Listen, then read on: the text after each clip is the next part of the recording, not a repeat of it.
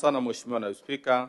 Serikali kupitia Wizara ya Kilimo inaendelea kutekeleza mpango wa uanzishaji wa vituo 1000 vya kutoa huduma ya zana za kilimo kwa wakulima katika ngazi ya kata ifikapo mwaka 2030. Lengo likiwa ni kusogeza na kuwawezesha wakulima kupata huduma za zana za kilimo kwa wakati na gharama nafuu ili kuongeza uzalishaji na tija.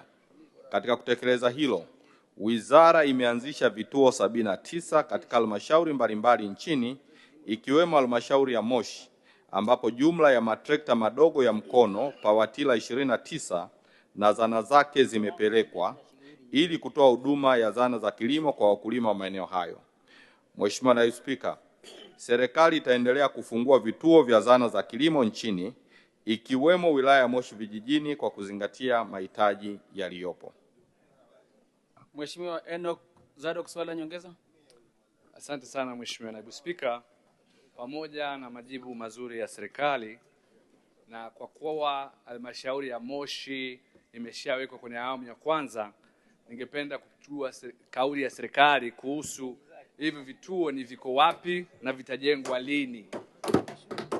Swali la pili, kwa kuwa maeneo ya jimbo la Moshi ya Vunjo kuna sehemu kubwa ya tambarare yenye mashamba makubwa ya kilimo cha mpunga. Je, serikali ipo tayari kupeleka matrekta makubwa yanayokidhi mahitaji na kuongeza tija? Asante sana.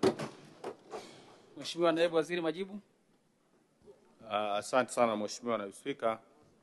Nimthibitishie tu mbunge wa jimbo la Vunjo Mheshimiwa Enoch Koola kwamba moja, ametaka kujua kauli ya serikali kujua hayo matrekta yako wapi.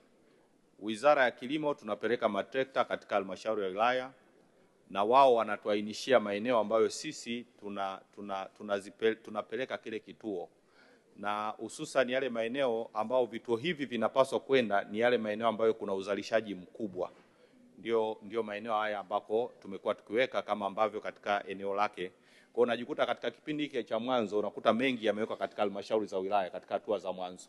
Wakati huo wakitafuta maeneo ambapo yatakwenda kupelekwa kwa ajili ya kutoa hiyo huduma.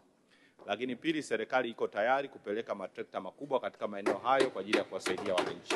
Asante sana Mheshimiwa.